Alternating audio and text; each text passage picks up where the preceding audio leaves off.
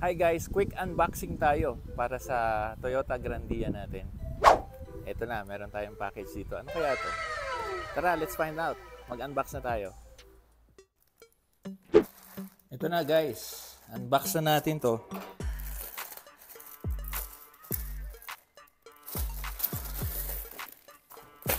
Kakabit ko kasi ito sa sa Grandia natin. Matagal ko pang pinag-isipan bago ko binili to. Finally, thought of this model. No? Pero talagang kailangan to ng sasakyan nyo. Sa panahon ngayon, kailangan na kailangan. Ano kaya ito? That, you'll find out very soon. Oh, ayan guys. Ano yan? This is our meron na akong memory, 128 gig memory. Para saan to?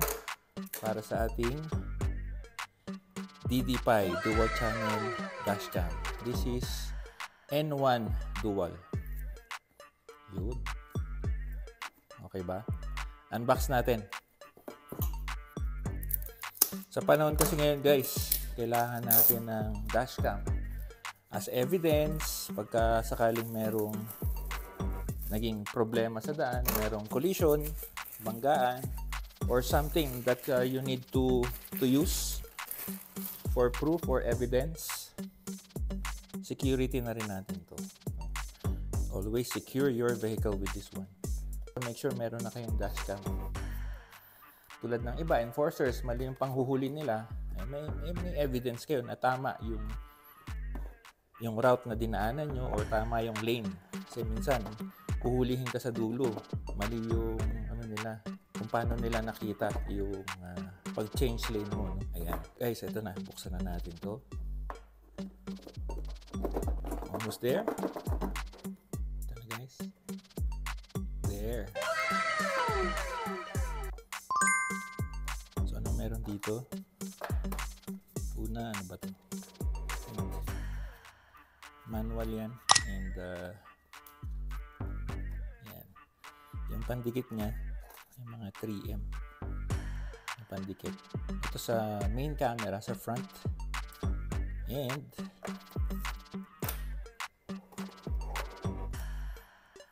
yan, ito yung rear natin, rear camera, kaya mahaba yung kable nito. And then yan, ito rin naman yung ating cable for main camera, and there you go. Ito yung mga mounts. Ito mount to sa windshield. Didikit natin sa windshield, tapos ilalagay mo dito yung front camera. No? Ito yung front camera natin guys. Yan. Kung magtataka ka, bakit walang screen?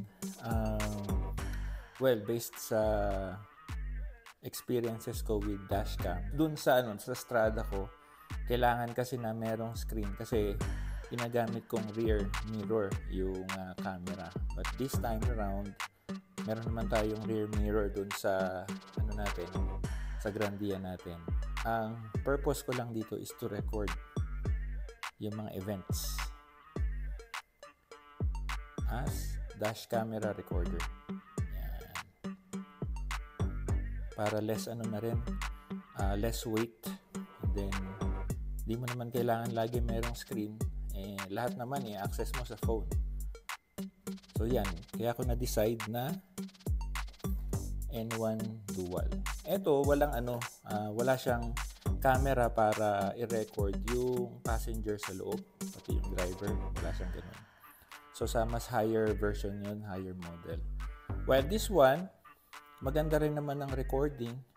At the same time, mas mura siya. Practical lang. Practical lang tayo. So, yan. I-mount.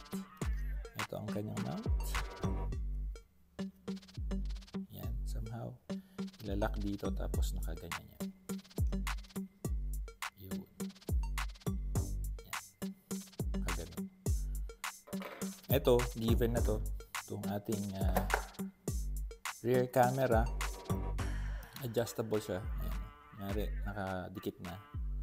Naiikot mo to. Yan. Para ma-focus mo yung tama sa likod ng ano natin, ng sasakyan. In this case, sa van natin ilalagay ito.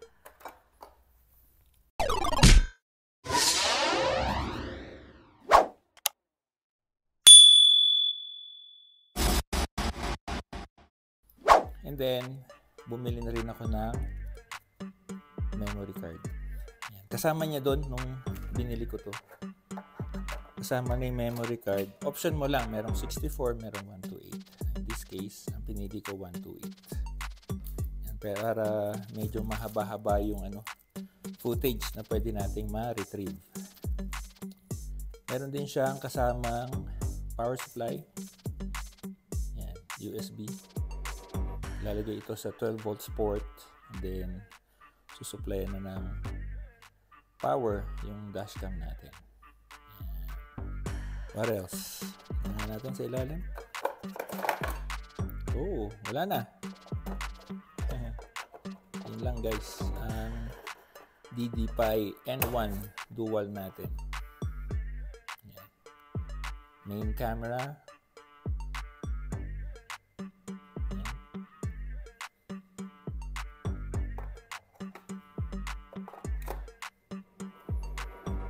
This is our rear camera. Ang hope ko lang dito, sana super haba ito na umabot sa likod ng natin, ng van. Kasi van yung natin, mahaba. Yun ang laging challenges ng dashcam. Pag mahaba na yung vehicle natin, sana umabot. Though dun sa Strada ko, DDPi din naman siya. Designed yun para umabot lang sa likod ng second row ng cab.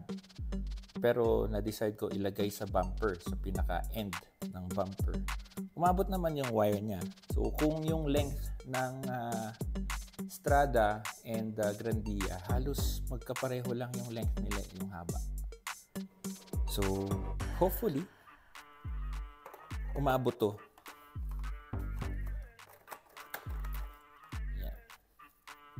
Lahat to guys accessible naman sa panahon ngayon, puro sa cellphone na natin. Mag-download, makikita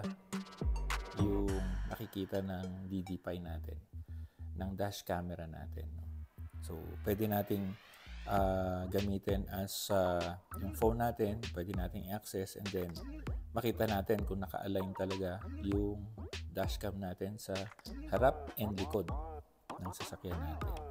So ayan guys, there you have it. That's our quick unboxing of our DDPi dual channel dashcam. This is N1 dual. Kung gusto nyo rin mag-purchase ng ganito, I'm gonna put the link where I bought this on the description of this video, and I'll put also the comment down below para mas madali nyo makita yung link. Alright? And also, I'm gonna do a video of the installation of this dashcam very soon to our Grandia. Alright guys?